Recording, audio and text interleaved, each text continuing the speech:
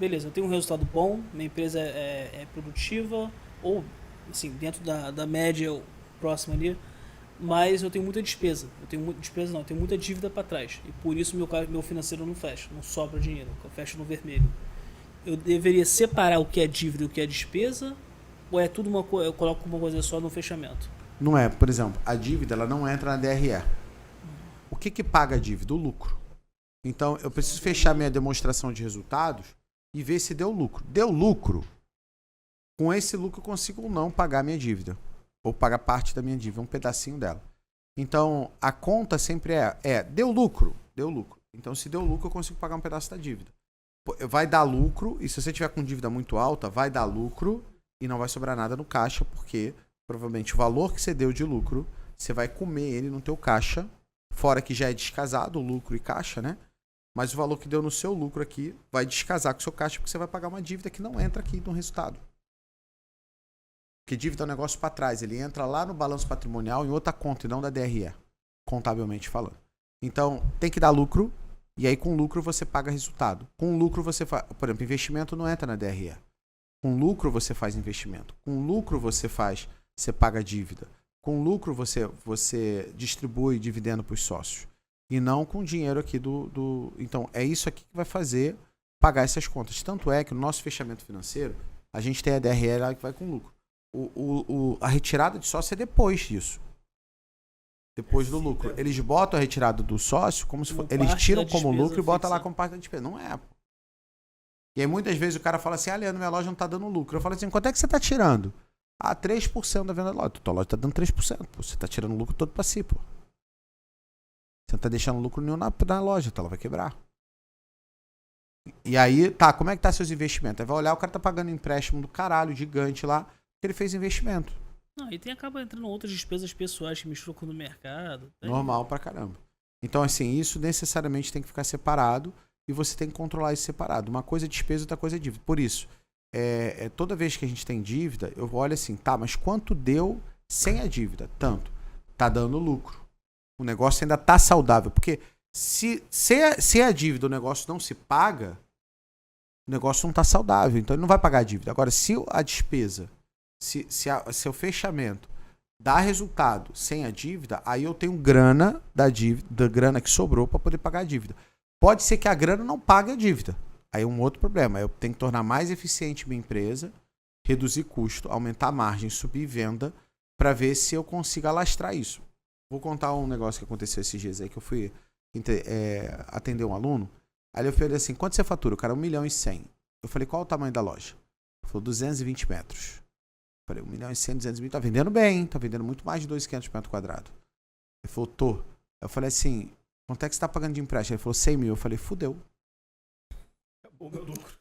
Acabou o lucro aí. Não paga. Ele precisa ter quase 10% de lucro líquido para pagar a conta. E supermercado não dá 10.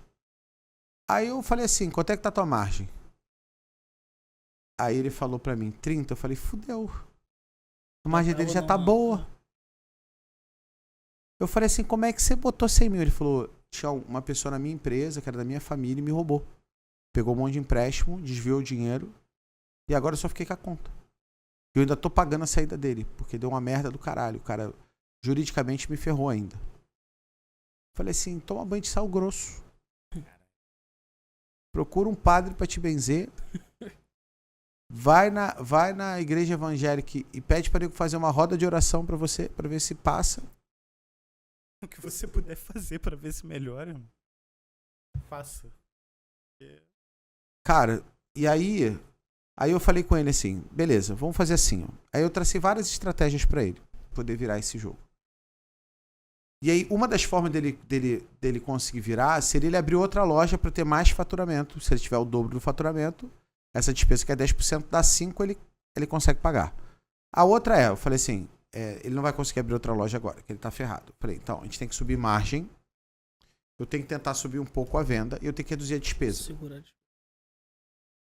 Então, eu falei assim, quantos funcionários você tem? Aí tá dando 30 mil pro funcionário. Eu falei assim, meu filho, pode mandar embora 10%.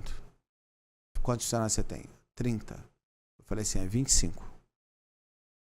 Mas, Leandro, não vai dar pra operar. Eu falei, você vai se fuder. E tá tudo certo. Nesse momento, você precisa reduzir a despesa. 5 funcionários, a gente fez a conta lá, daria uma economia de 15 mil. Eu falei, menos 15, já dá 85, já começa a ajudar a pagar a conta. Vamos subir sua margem. Eu vou fazer um price pra ele subir a margem dele em 4%.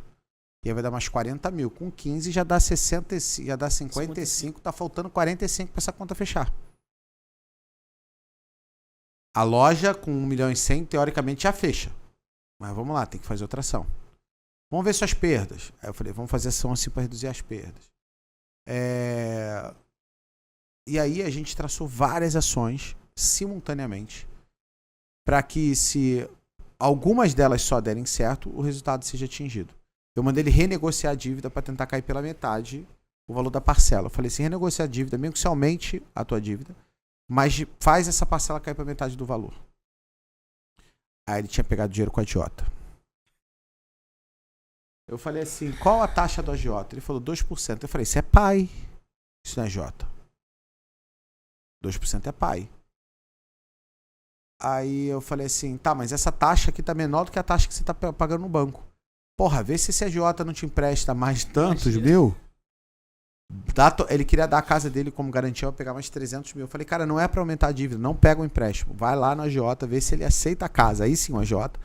Pra ele pagar a dívida toda, você quita tudo. E se eu só botasse o agiota com a taxa de juros dele sem pagar o principal, ele pagaria 18 mil por mês. Resolveu o problema da vida dele. 18 mil ele aguenta pagar. Sim, de 100 para 18. Então esse é o plano A. Conversa com a agiota e vê se dá. Plano B. Cara, Leandro, mas você tá recomendando o cara de pegar dinheiro com a agiota. Gente, o cara tem que sobreviver. Eu tô dizendo em cima dessa relação dele. Você recomenda de pegar dinheiro com a agiota? Claro que não, porra. O cara foi imbecil de pegar. Mas o agiota eu acho que é da família. Porque 2% é pai, porra. 2% nem é agiota. Porque a pergunta que eu fiz é, você tá devendo a agiota? Eu falei, tô. Aí eu falei, é o agiota que quebra as pernas? É o que ameaça. É o que ameaça e quebra as pernas? Ele falou, não, o cara é tranquilo, é amigo. Eu falei, então tá bom. Então esse agiota tá bom. Então vamos fazer uma amizade. Mas ó, pra quem não sabe, emprestar dinheiro no Brasil sem ser por isso como instituição financeira, é ilegal. Então eu não recomendei. Eu recomendei ele dar um jeito na vida dele e ver se ele consegue pegar o dinheiro que tava ali, passava e para tentar resolver o problema da vida dele. Mas o resumo é, eu precisava que ele fizesse essa dívida de 100 mil reais mês cair para menos para ele conseguir pagar. Ou melhorar o resultado dele para sobrar mais dinheiro para ele conseguir pagar. Então o financeiro ele não resolve. Ele me dá clareza para resolver. É importante ter financeiro? Sim. Para quê? Para ter clareza para resolver. Mas ele não resolve. Ou seja, se você ficar o dia inteiro contando os boletos lá e ficar passando, não vai aparecer mais dinheiro para você pagar eles.